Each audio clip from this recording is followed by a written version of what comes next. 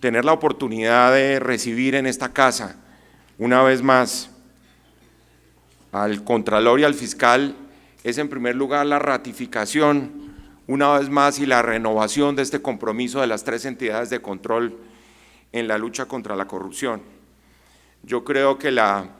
fortaleza de la acción de nuestras tres entidades, sumando en el día de hoy al señor Superintendente de Sociedades y a la Superintendencia de Sociedades, en un tema tan trascendental para el desarrollo del sector privado, para el crecimiento económico, para la estabilidad, la seguridad jurídica, como es la eficacia de la lucha contra la corrupción, con el sector privado como protagonista, es un gran privilegio. Lo que ha sido esta alianza de Fiscalía, Contraloría y Procuraduría para mí no solo es un motivo de orgullo, sino la razón de ser de la eficacia de esta institución, y lo digo hablando como Procurador General. Nosotros hemos demostrado que aquí no se trata únicamente de la acción de tres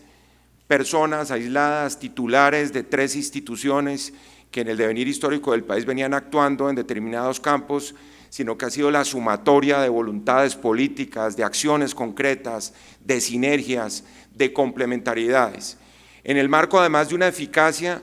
que depende directamente de la autonomía y de la independencia que hemos demostrado frente a los otros poderes públicos y frente al poder político. Y eso quiero destacarlo en este momento tan importante de la historia del país, cuando estamos de cara a unas elecciones presidenciales. Por eso, repito, es un honor, y quiero hacerlo aquí específicamente, teniendo al Contralor y al Fiscal General, renovar ese compromiso nuestro,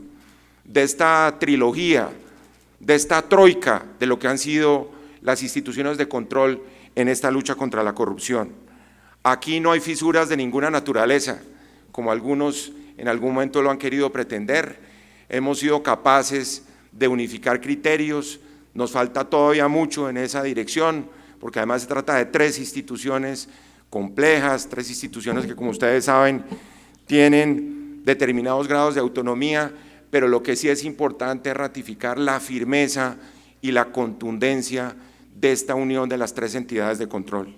celebrando además, en este caso, lo repito, la presencia del señor Superintendente de Sociedades,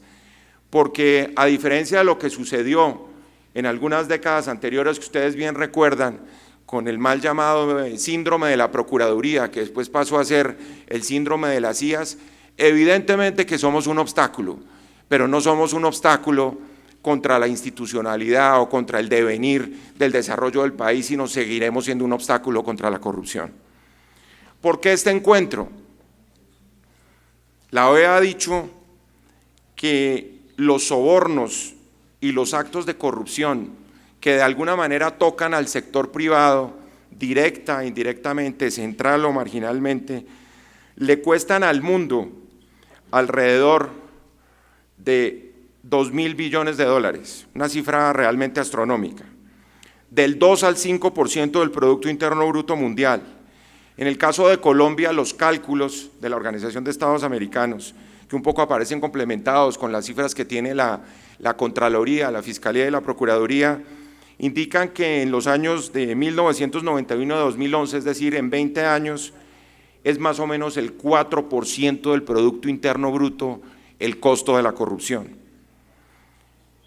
Eso en términos de una valoración que recientemente ha hecho la Universidad Externado de Colombia, en una publicación que está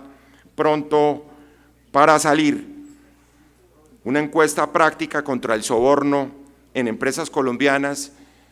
ha mostrado unas cifras elocuentes y realmente preocupantes. El 91% de los empresarios colombianos consideran que se ofrecen dádivas para obtener contratos. El monto del soborno, en el caso a nivel de porcentajes de los contratos, puede ascender al 17.3% del valor del contrato. El 58% de los empresarios encuestados dicen que si no se pagan sobornos, se pierden los negocios. Y hay una serie de hábitos arraigados en el soborno como una práctica comercial ordinaria. El 80% de los empresarios considera que la corrupción y los sobornos son prácticas habituales para hacer negocios, y el 74.2% de los ejecutivos colombianos encuestados en esta investigación admiten, óiganlo bien, que los comportamientos antiéticos son necesarios para ser exitosos en los negocios. Esto obedece a resultados, y la cito, de la encuesta global sobre fraude que aparece en la publicación próxima de la Universidad Externado de Colombia. Esto sin duda alguna es un campanazo de alerta dramático que creo que nos tiene que hacer reflexionar sobre el papel que tiene que jugar el sector privado como protagonista en la lucha contra la corrupción. Como lo hemos venido diciendo, esto no puede ser un problema de 3 entidades de control aislados de la justicia, sino que se requiere un cambio de mentalidad y de cultura en donde el sector privado asuma un rol fundamental. Por eso, y lo decíamos en las reflexiones introductorias a esta cumbre empresarial anticorrupción,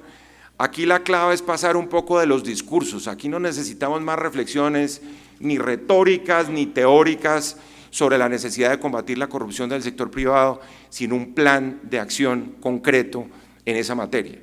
Y ese ha sido el libreto que se le ha entregado a todos los participantes en este foro durante esta mañana. Nosotros el 22 de junio del año pasado, con varias entidades gremiales, impulsamos un pacto por la transparencia. Un pacto por la transparencia que era una declaración de principios, de valores, que aquí aparece como fundamental, pero este de hoy es un paso mucho más concreto y mucho más adelante, porque ese pacto con la transparencia tiene que traducirse en un plan de acción concreto sectorial.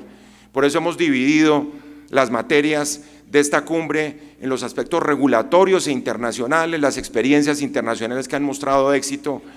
en la lucha contra la corrupción del sector privado, una reflexión sobre lo que debe ser la lucha contra la corrupción en el caso del sector financiero, en el caso del sector real y por supuesto lo que ha sido la experiencia de la Superintendencia de Sociedades en materia de sanciones de carácter administrativos y particularmente de instrumentos normativos que se han expedido recientemente, sobre los cuales hemos venido conversando con el señor superintendente.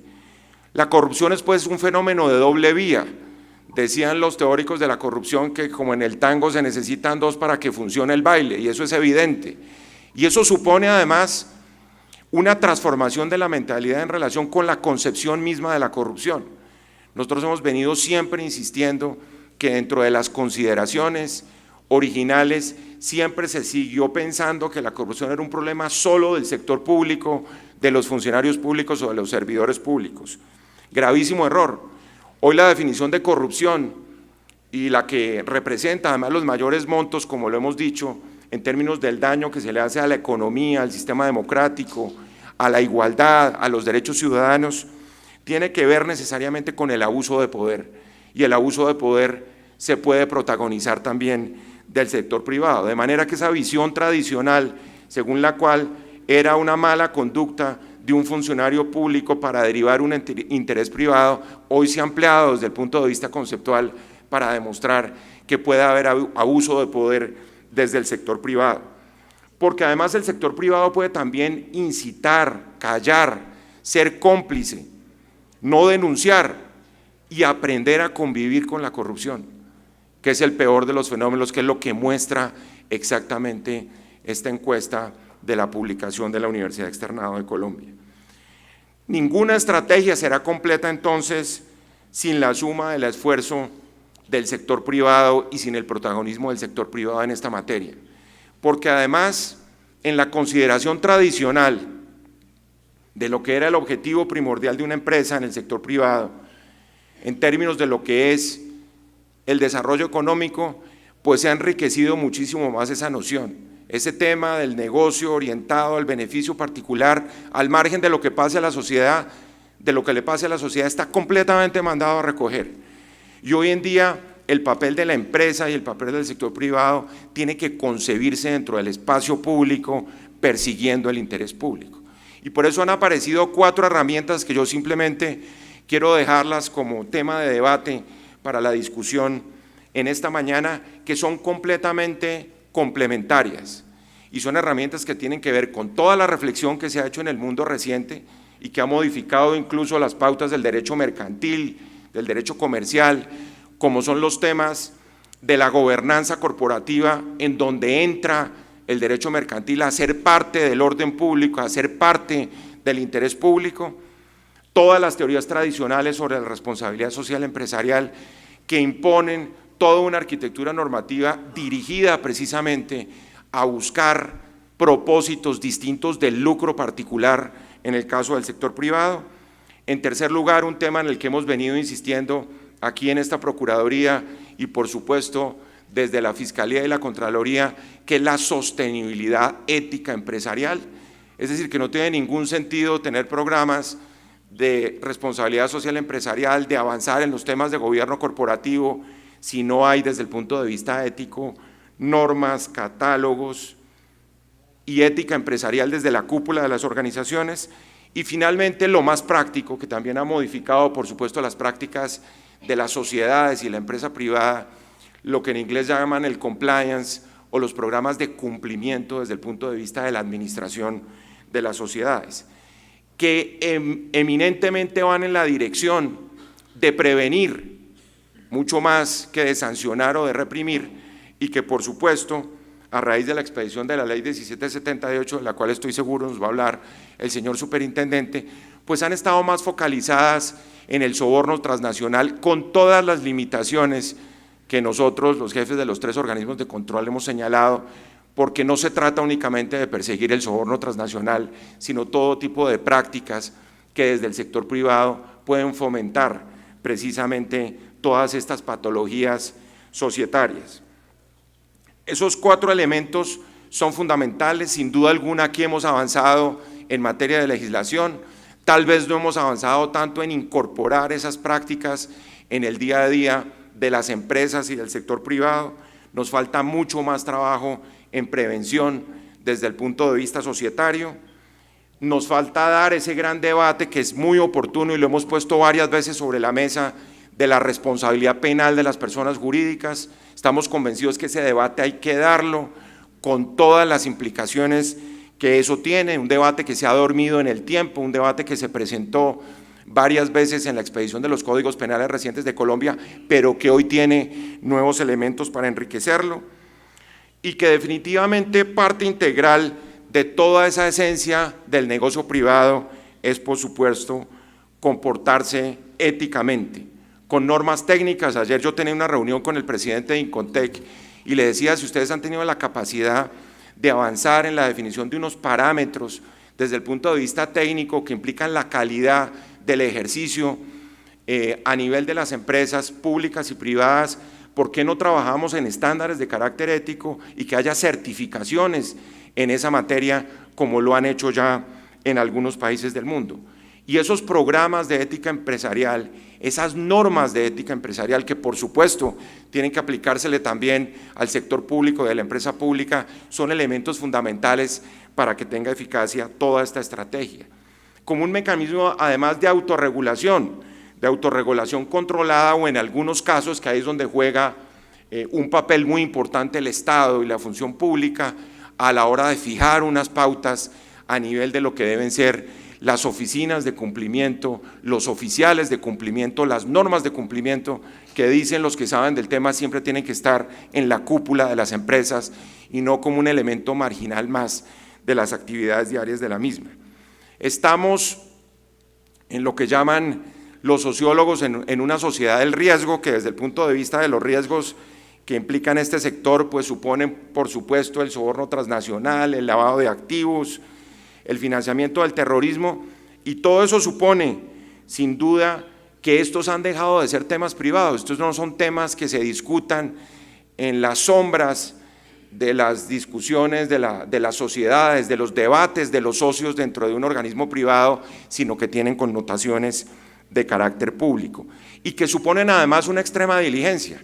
porque cuando uno se pregunta por qué empresas como Enron o como Odebrecht, que tuvieron magníficos códigos de ética, recientemente además grandes paradojas premiados por multinacionales de la transparencia, ¿por qué ese tipo de códigos de ética no funcionaron? Pues sencillamente porque no se trata simplemente de expedir códigos de ética, sino de ponerlos en práctica, de solicitar la extrema diligencia a los funcionarios particulares y a los funcionarios públicos, mucho más allá de los mismos programas de cumplimiento y siempre con un liderazgo ético, como lo han demostrado quienes en esta materia han tenido éxito, que arranca precisamente de la cúpula de la empresa pública y la empresa privada, para que, por ejemplo, el secreto bancario y la impunidad en los paraísos fiscales deje de ser esa práctica tan común que se convierte en cómplices de la corrupción y que supone además desde el punto de vista de la ética empresarial hacer una especie de mapa de valores institucionales en donde la ética aplicada, es decir, la posibilidad de tener conversaciones sobre esta materia con los empleados en las empresas, con los funcionarios públicos, con los servidores, lleve necesariamente a que sea parte de las actividades diarias de la empresa. Todo eso en una consideración sobre la cual hemos avanzado mucho en esta Procuraduría, y es una consideración que tiene que ver con la necesidad de vigilar no solo a los servidores públicos, que en eso creo que hemos avanzado bastante. El doctor Edgardo Maya, cuando fue Procurador General de la Nación, dio pautas muy claras en esa dirección. Ustedes vieron cómo se nos cuestionó en un momento dado cuando intervenimos en las EPS, por ejemplo, porque se trataba de empresas privadas, pero de empresas privadas que estaban jugando con los derechos fundamentales de los colombianos, metidas en el espacio público, causando daños a los ciudadanos. Y eso quedó claro, que aquí no se trata únicamente del criterio tradicional de que la función disciplinaria de esta Procuraduría tiene que ver exclusivamente con los servidores públicos. Donde haya recursos públicos, donde se comprometa a nivel de abusos el espacio público, donde los derechos de los colombianos sean vulnerados, por supuesto, ahí estará presente la Procuraduría. Y eso lo digo y aprovecho esta ocasión para pedirle al fiscal y al contralor que nos acompañen en un proyecto que ya les hemos comentado, porque definitivamente después de lo que ha pasado con las instituciones prestadoras de salud y de las empresas prestadoras de salud, es hora de poner en cintura a esas instituciones que se sienten al margen de cualquier tipo de control, y vamos a presentar un proyecto de ley al Congreso de la República en esa dirección, que busque precisamente aplicarles sanciones a quien le niegue los servicios de salud a los colombianos, como ha sucedido en muchos de estos casos, o que destine los recursos de esa salud que supuestamente están en manos de particulares a objetivos distintos de la garantía del derecho a la salud de los colombianos. De manera, y con esto termino, me parece muy importante que valoremos y que ponderemos todos los esfuerzos que podemos hacer todas las entidades aquí comprometidas, la academia aquí presente, los organismos internacionales, para demostrar que todos los esfuerzos que hagamos van a ser siempre insuficientes para controlar el fenómeno, y que este nuevo horizonte de la lucha contra la corrupción, repito, requiere mucho más que simples declaraciones retóricas o de pactos en general que no vengan acompañados de una transformación a nivel de la cultura de las empresas y del sector privado.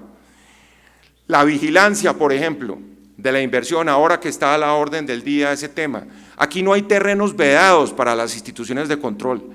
Aquí se ha pensado que crear unas islas marginando los sistemas de control, el ejercicio de la acción de la Fiscalía, de la Contraloría o de la Procuraduría, por decir algo, para ponerles un ejemplo de actualidad. En el caso particular de la Justicia Especial para la Paz, por supuesto que vamos a estar indagando lo que ha venido sucediendo ahí. El único lujo que no se puede dar Colombia es que colapse el proceso de paz por mala administración de los recursos a la hora de la puesta en marcha de la Justicia Especial para la Paz.